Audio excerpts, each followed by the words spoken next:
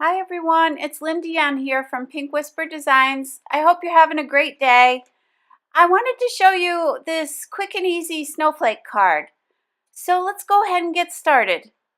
We're going to start off by using the Sizzix Thinlits Tim Holtz snowflake. And this particular snowflake is the Flurry #1 snowflake. And it's absolutely gorgeous. It's got lots of detail in it. It's so pretty and delicate.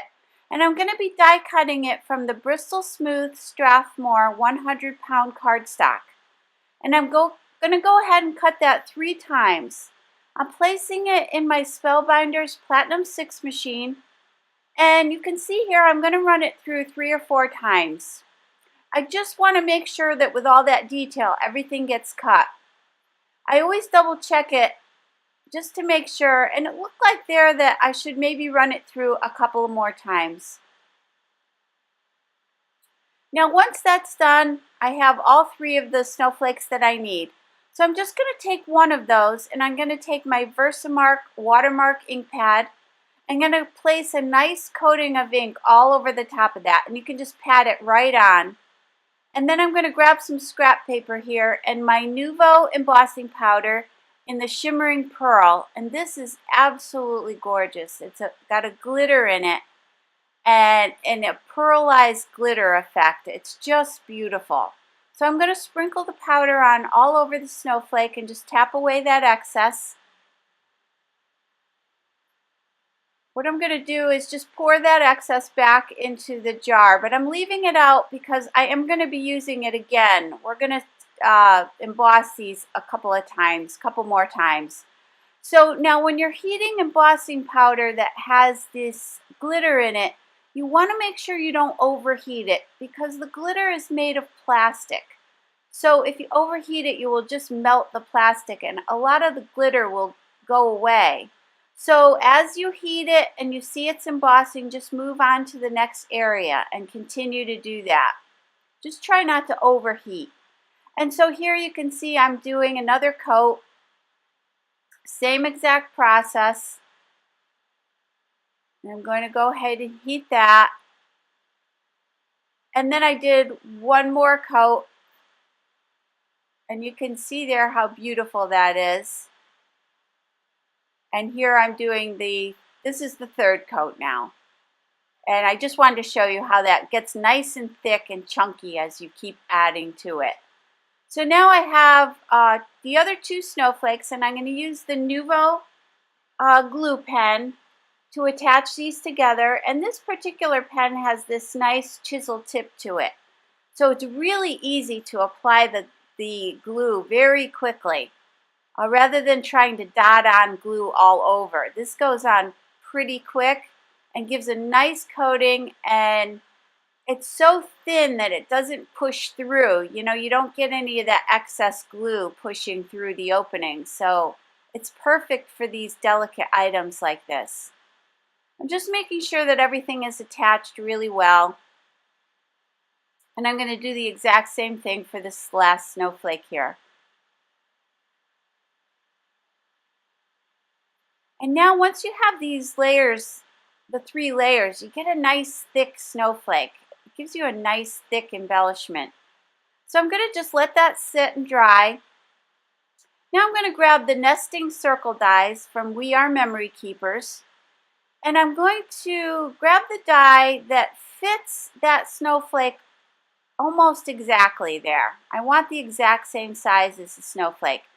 And then I want the next one up from that size to create a layer underneath. So now I'm going to die cut those 2, the smaller one out of the white and the larger one out of the Kraft-Stock Tim Holtz metallic paper, and I selected the gold, but the silver would also be really pretty here. So I'm going to go ahead and run that through my machine here. Now you'll notice when I run the gold piece through, I like to put a piece of scrap paper over the metallics because sometimes you'll get marks on the metallic paper from the plates or any little pieces of paper you might have had on your plate. But if you put a scrap paper on there, you'll get a nice smooth finish. So now I'm going to grab that milled lavender distress oxide ink, and just starting in the middle, I'm just going to make a circle and just kind of apply that ink in a circular motion right in the center there. Then I'm going to come in with the wilted violet, and I'm just going to go right up to that circle in the middle there that I've created. And I'm not worrying or being fussy about how I apply it right now. I'm just trying to get that base coat down. And again, the distress oxides, they just blend so beautifully that you really can keep going back in. And now I'm going to go back in with that lighter color and just continue to blend those two together, and you'll see what a beautiful blending effect that it has. Going back in with the darker one again, just wanted to give a little bit more of a definition between those two colors. And then back to the lighter one to blend those out. Now I decided it needed a little bit more of a highlight, so I grabbed the Seedless Preserves, which is more of like a grape color, and I applied that towards the outer edges of the circle. Just makes it pop a little bit more. Then I went back again to the wilted violet and just applied a little bit more. And you could just keep blending until you get the look that you want. Back to my lighter milled lavender and blending again. And you can see there I'm getting some fingerprints. So I grabbed a little piece of scrap paper here and just place it down so my fingers aren't lifting any of that ink color up. And just continuing to blend, because at this point you figure you have a lot of ink down there now, so it's quite wet. So what I am going to do is grab my heat gun and heat set this panel. Because again, it does get very saturated. So I like to heat set it as I go. So now I'm going to just place some Nouveau Deluxe adhesive all around the back of that circle there.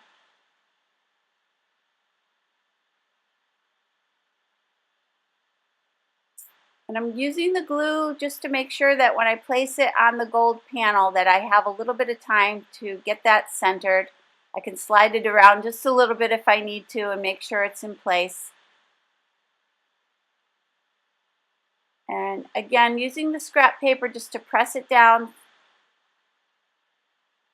And I'm placing a block on it to let it dry. Now I'm going to grab the snowflake that we did earlier, and I'm placing some glue all on the back of that. I'm just going to center it right there on that circle.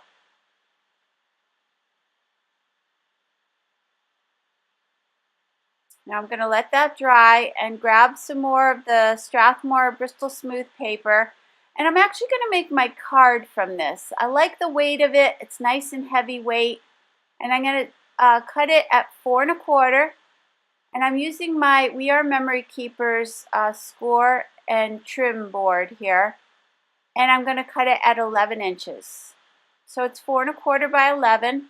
And then I'm going to score that. So I have to flip this little tab over and get that raised edge to do the scoring, so my paper will slide right up in that corner there.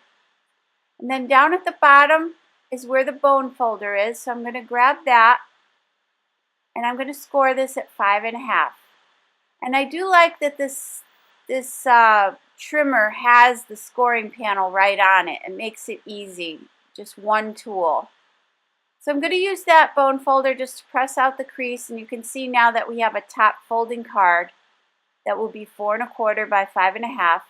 I'm going to cut a gold panel at 4 1/8 by 5 3/8, and that's going to sit right on that white card. I'm placing the Nouveau adhesive all on the back of that, and I'm going to position that in place. Again, giving myself a little bit of play time there with the glue.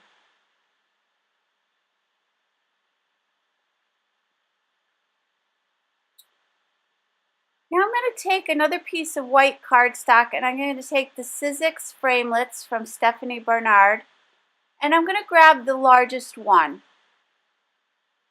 I'm placing it in the die cut machine and you can see that I'm tipping it on a little bit of an angle there. It does save on your plates a little bit if you run it through on a slight angle rather than like running it straight through. And it's easier to run it through this way as well. So I'm running that through and you'll see that some of those little dots did not punch through. They did, but they just didn't completely go through. So just take your tool pick and push those through. So I'm grabbing the Stampers Anonymous Flurry and Pine stamp set. This is from the Tim Holtz collection. And I'm also using my Tonic stamping platform. And I put a little adhesive on the back of that piece of paper. And I grabbed the milled lavender ink pad. And I'm going to go ahead and stamp that entire panel. So I put some adhesive on there just to hold it in place temporarily while I stamp it. Now you'll see here that after I stamped it, there were a few little areas I didn't think had enough little snowflakes on them or little dots. So I'm just inking up a small section of the stamp here and flipping my card over and just stamping those little areas that I thought needed a little bit more. I'm just going to go ahead and continue to fill those in until I like it. And you can see how pretty that is. So back to the milled lavender ink pad and my foam applicator tool. I'm just going to go all around the edges of that cardstock there. Just basically right up to those little dots. I don't want to go too far in. I just want to create a nice frame. And you can see how pretty that is. So now I'm going to go ahead and attach that to my gold cardstock.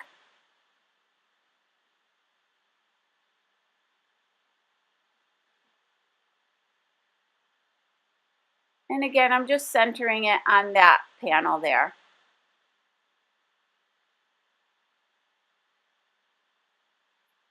Just using scrap paper again, just to press it down. And I'm going to place the acrylic block on it and let it dry. So now I'm going to grab some Scotch foam mounting tape. And I'm just going to place some little pieces of it all around the back of this panel. I'm kind of frugal with my foam tape, so I like to place enough on there so it will go through the mail fine, but just in small little chunks. So now I'm just determining which way I want the points of the snowflake to go. And I'm kind of putting it up towards the top, centering it up towards the top of the card there. Because I want to put a little bit of a word down underneath there. So you can see right in that space down at the bottom. I'm going to grab from the Tim Holtz Sizzix Sidekick Side Order collection the winter side order. And I'm going to grab the word snow from that collection. I'm going to die cut it from gold metallic cardstock. And I'm using this Sizzix Sidekick from Tim Holtz, which is this little tiny die cutting machine that I absolutely love. It weighs like a pound or two. And I'm running all these little pieces through there and it die cuts beautifully.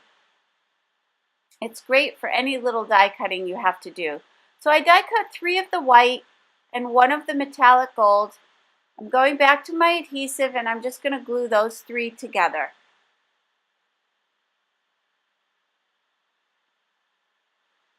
And this is going to give me a nice thick embellishment. I wanted it to stand out from the card a little bit.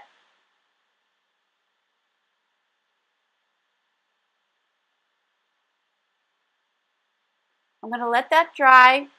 And now I'm just going to center that at the bottom of the card. I'm going to go ahead and glue that on.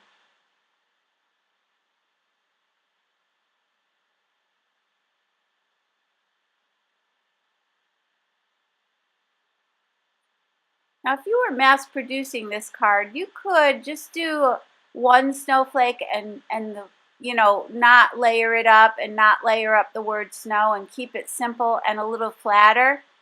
So now I'm grabbing the Sparkletts embellishments from Buttons Galore and More, and this is the Mermaid Sparkles collection. It's so beautiful.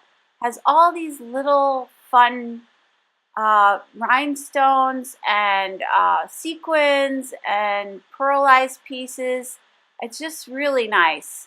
And to pick these up, I'm going to use the Marvy jewel picker. It has like a little sticky end on it. It makes it a lot easier to pick up these little tiny pieces. And I'm going to grab the purple kind of pearlized one for the very center. And then going around the card, I'm going to grab these little ones that look like little rhinestones. And they kind of have a little bit of a purpley tint to them. So to glue those down, I'm going to grab the multi-medium matte, and this is from Ranger. And this is a product that's designed to glue many different medias down. So here we have the embossing powder and the rhinestones. I thought it would be good just to make sure these don't move.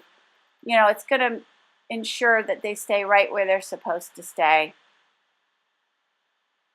So those look good. Those are all in place, and you can see how beautiful that is and what a beautiful sparkle you get from the shimmering pearl embossing powder and the little rhinestones. I just love it. I love these colors together. And I decided to leave this one blank inside because I can use it for a birthday card or a holiday card. So I hope you had fun today. I hope you enjoyed the video. If you did, please hit the like button and subscribe. And don't forget to visit me at my website, pinkwhisperdesigns.com. Thanks so much and have a great day. Bye-bye.